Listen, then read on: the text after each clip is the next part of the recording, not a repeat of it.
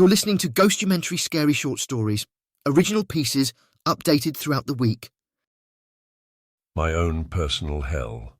The year was 2093, and the shadow of the devil still lingered over the world like an unshakable curse.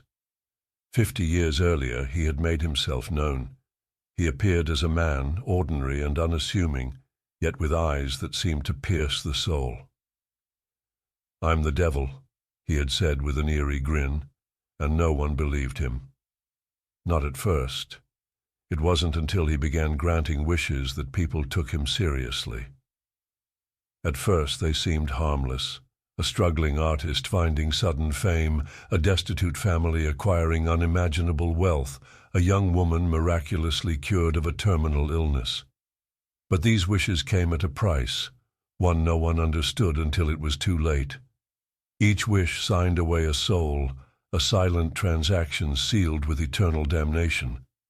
By the time the world realized the truth, it was too late. Panic gripped humanity. Millions had bargained their way into hell, and the devil had retreated, waiting for his harvest. Out of this terror arose a company called MindSafe, headquartered in Seattle, Washington. Promising salvation for a steep price, they claimed to have found a way to cheat the devil. Using cutting-edge neuroscience and technology, pioneered at UT Southwestern Medical Center, they had developed a method to isolate blood flow to the brain, preserving it in a state of perpetual stasis. By halting the moment of death, MindSafe argued, they could deny the devil his due. Some called it salvation, others called it sacrilege. But as the decades passed, thousands, rich and poor, guilty and innocent, opted into the program. Death was no longer an inevitability, but a choice deferred indefinitely. And still controversy raged.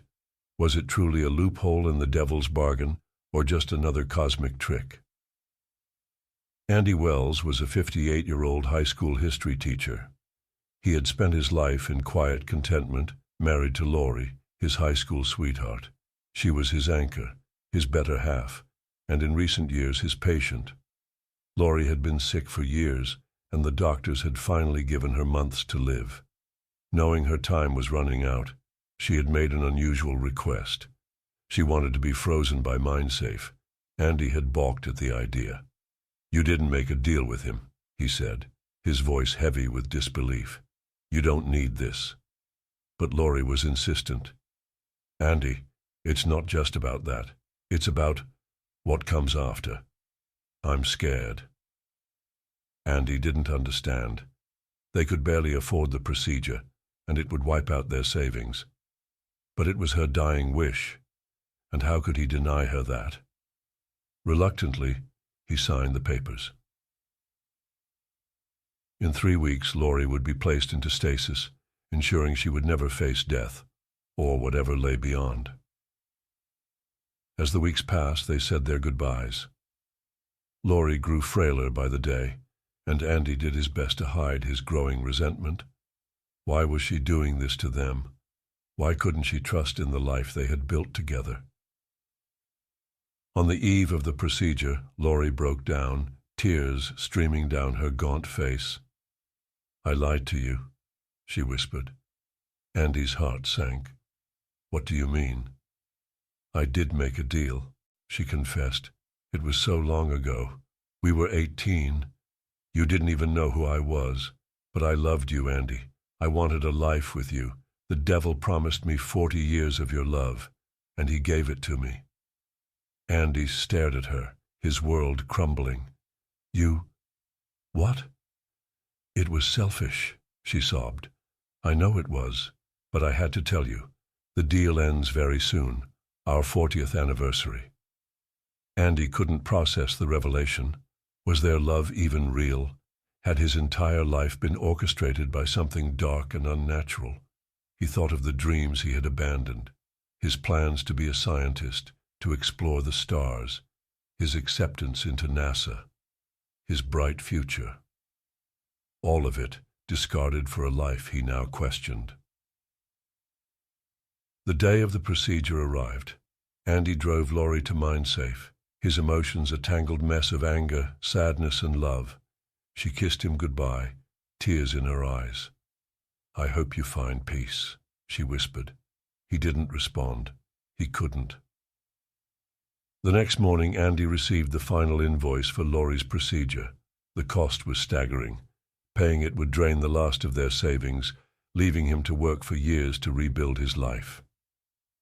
He stared at the notice, a storm brewing in his mind. If he didn't pay, MindSafe would terminate Laurie's stasis. She would die, and as she feared, descend into eternal torment. But did she deserve it? After all, she had robbed him of a life he might have chosen. The thought gnawed at him as he drank himself into oblivion over the next few days. Each morning, another invoice arrived, the urgency growing. On the fourth day, he woke to silence. The invoices had stopped. Laurie's procedure had been terminated. She was dead.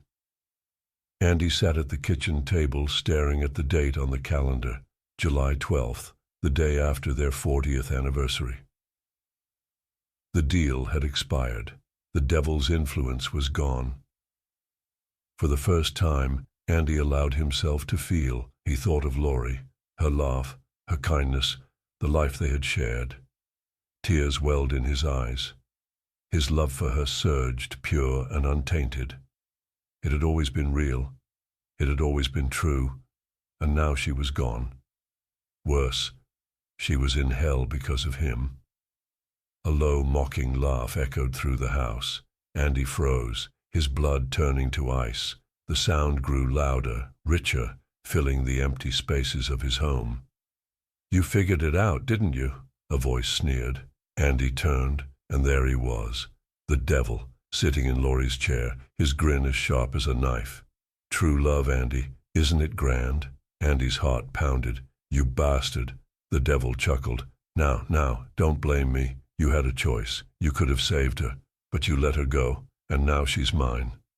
Andy lunged at him, but the devil vanished, his laughter lingering like a cruel melody. Andy fell to his knees, the weight of his guilt crushing him. He had condemned the love of his life to an eternity of suffering, and now he was trapped in his own personal hell. Looking for more scary tales? Subscribe to our podcast and visit ghostumentary.com. Let us know what you think or share with us your scary tales. We might just make a new story from it.